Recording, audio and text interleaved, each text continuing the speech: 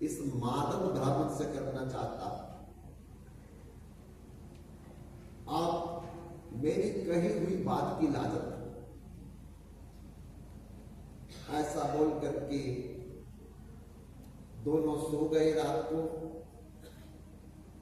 सुबह उठे, जमुना में जाकर के स्नान किया, वस्त्र बदले और फिर घर के लिए वापसी की तैयारी करने लगे। बहुत दिनों के बाद पैदल चल करके जब विद्यानगर पहुंचे तो बहुत दिन निकल गए। ब्राह्मण ने फिर विवाह की कभी बात नहीं छेड़ी। एक दिन माधव के मन में आया कि मेरे मालिक ने वृंदावन में गोपाल गढ़ा, मंदिर में खड़े होकर के विवाह के लिए मुझे कुछ कहा था, पर घर आकर के उसके बाद कोई बात नहीं की इन्होंने। क्योंकि उस ब्राह्मण ने अपने घर में आकर के जब बात की थी कन्या देने की, तो पत्नी बोलने लगी कि मैं तो जहर खा के मर जाऊंगी अगर आपने मेरी बेटी का हाथ उस नौकर के हाथ देने के लिए कहा। चारों पुत्र बोलने लगे कि आपको हम घर से बाहर निकाल देंगे। दूसरी बार अगर अपने मुख से ये बात बोली तो, अरे इसका घर नहीं, अनपढ़ है, मां सर पर नहीं, पढ़ा लिखा नहीं है, पैसा उसके पास नहीं है, किस बात की बराबरी देख करके आपने कहा कि इसका विवाह माधव के साथ होना चाहिए। उसने कहा कि मैंने तो वृंदावन में गोपाल के सामने खड़े होकर के वचन दे दिया था, उस वचन का क्या होगा। तो परिवार ने बोला कि गोपाल तो वृंदावन में है, हम तो जहां हैं आपके सामने सब मर जाएंगे। तो किसको रखना चाहते हो, गोपाल को या हमको रखना चाहते हो। तब तो बेचारा वृद्ध ब्राह्मण डर गया, परिवार के दबाव में आकर के, और उसने कहा कि अब मैं क्या कहूं उसको, अगर बोलेगा तो बोलेगा बस आपने यही बोल देना कि मेरे को कुछ भी याद नहीं, आगे हम संभाल लेंगे। अब इसी डर के कारण उसने कभी भी उस माधव ब्राह्मण को ये बात विवाह की नहीं कही। तब बंधु एक दिन माधव ही चल करके अपने मालिक से बोलने के लिए आया कि मालिक, वृंदावन में आपने कोई वचन दिया था,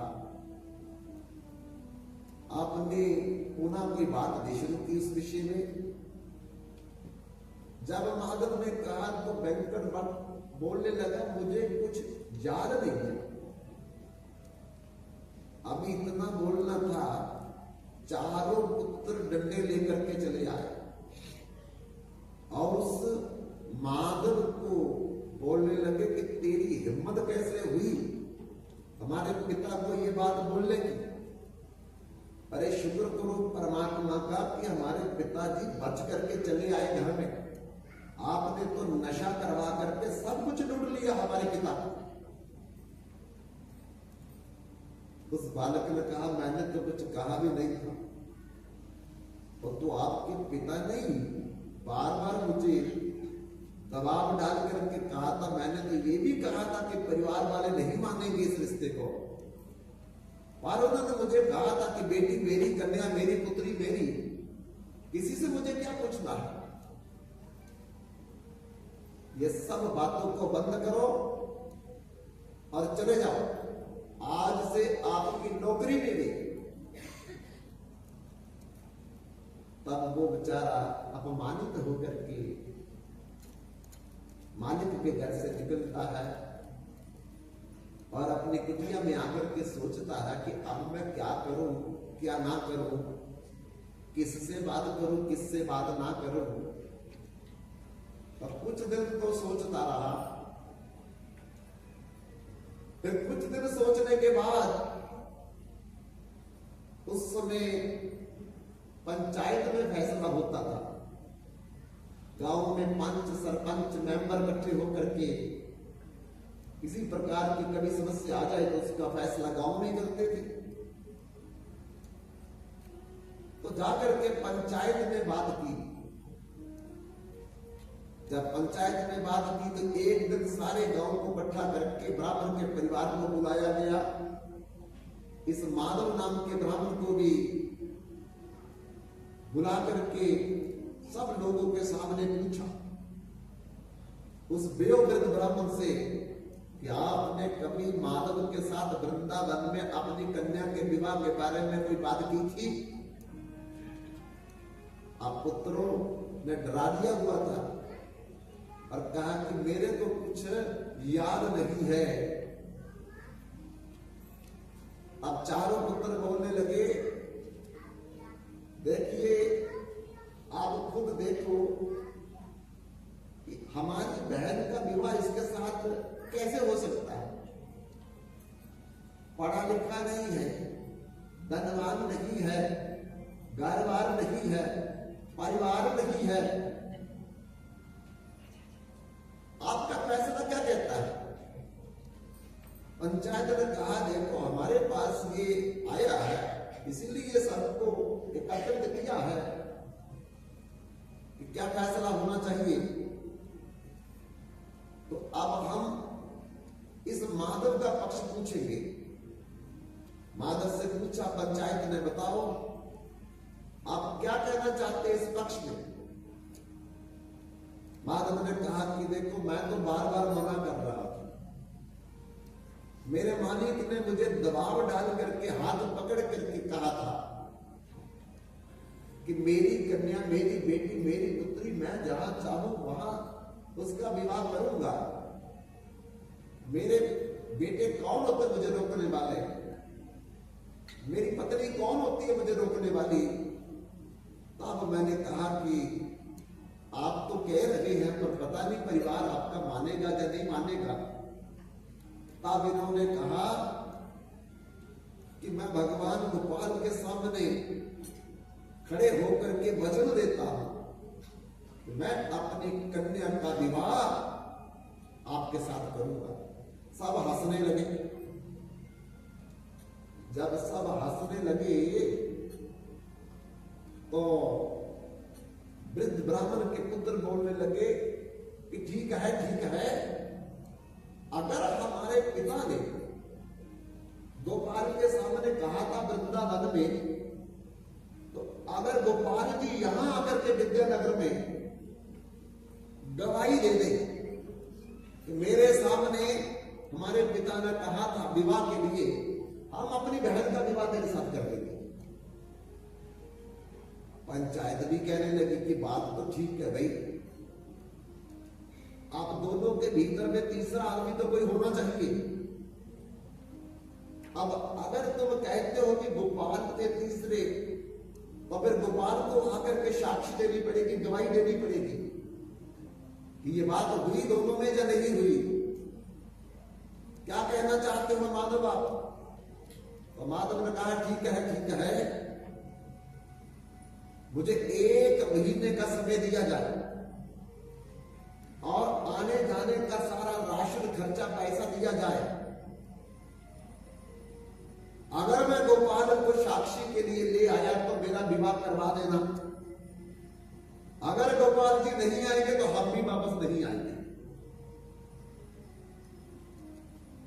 बंधुओं, संत कहते हैं ओ भी सच्चा प्यार क्यों ना मिले कन्हैया, ओ भी सच्चा प्यार क्यों ना मिले कन्हैया, मिले तार से तार क्यों ना मिले कन्हैया, मिले तार से तार क्यों ना मिले कन्हैया, ओ भी सच्चा